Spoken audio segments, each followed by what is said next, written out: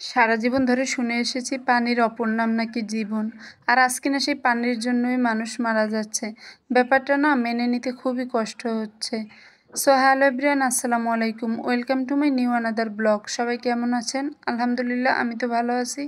এই তো আজকের ভিডিওটা কিন্তু একদম সকাল সকাল শুরু করছি। তো সকাল সকাল হচ্ছে নাস্তা সেরে নিলাম। মাসালে এখানে ছিল সেমাই, দুধ চা আর সাথে ছিল ডিম পোস্ট। এটা দিয়ে মাসালে একদম নাস্তা সেরে নিলাম।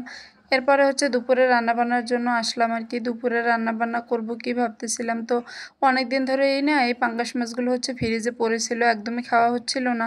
দেখা যায় অন্যান্য সব মাছই খাওয়া হয়, কিন্তু এই পাঙ্গাস মাছটাই ফ্রিজে পড়ে থাকে আর কি।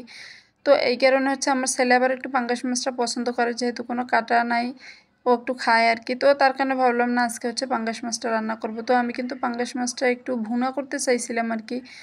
তো এরপরে দেখলাম যে এখানে অনেক দিন আগের আর কি ফুলকপি রাখা ছিল। ফুলকপিগুলো একটু নষ্ট হয়ে যাচ্ছিলো, কালো কালো হয়ে গেছে। তো ভাবলাম না ফুলকপিটাও দিয়ে ফেলি আর কি, নষ্ট করে লাভ নাই সবজি।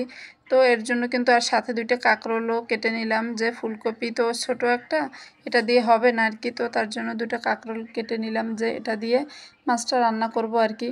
তো প্রথমে কিন্তু আমি মাছটা হলুদ লবণ দিয়ে সুন্দর করে ভেজে নিয়েছি। এরপরে হচ্ছে এখানে কাঁকরোল আর ফুলকপিগুলো একটু তেলে হালকা করে ভেজে নিব হলুদ লবণ দিয়ে। এরপরে কিন্তু এদিকে আপনাদের ফার্স্টেই একটা কথা বললাম না, যে যেখানে কিনা আমরা ছোটোবেলা থেকে শুনে এসেছি পানির অপর নাম জীবন, আর দেখেন আজকে কিনা সেই পানির কারণেই মানুষ মারা যাচ্ছে হাজার হাজার। আসলে এটা না মেনে নেওয়া যায় না। এত কষ্ট লাগে যখন নিউজ ফিডে ছোট বাচ্চাগুলো ভেসে যায়, তারপরে মানুষের এত এত মানে আর্তনাদ সামনে আসে, তখন যে এত কষ্ট লাগে যেটা বলার বাইরে। যাই হোক, এখানে কিন্তু আমি পাঙ্গাস মাছটা রান্না করার জন্য হলুদ মরিচ যাবতীয় মশলা সব কিছু দিয়ে পেঁয়াজ রসুন আদা জিরা দিয়ে মশলাটা কিন্তু ভালো করে কষিয়ে নিয়েছিলাম। এরপরে হচ্ছে আমি সবজিগুলো দিয়ে দিলাম, তেলে ভাজা সবজিগুলো আর কি দিয়ে, তারপরে ওটাও ভালোভাবে কষিয়ে তারপরে ঝোলের পানি দিয়ে দিয়েছিলাম। এরপর কিন্তু আমি উপর থেকে মাছগুলো দিয়ে দিয়েছি।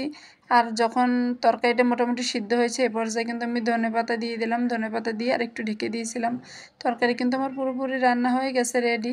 এরপরে হচ্ছে রান্নার পরে একটু ক্ষুধা পেয়েছিল, আর এটা হচ্ছে কালকে রাতে আপনাদের ভাইয়া হচ্ছে ড্রাগন নিয়ে আসছিলো, যেহেতু আমি একটু ড্রাগনটা পছন্দ করি আর কি, সেজন্য সে আমার জন্য ড্রাগন নিয়ে আসছে।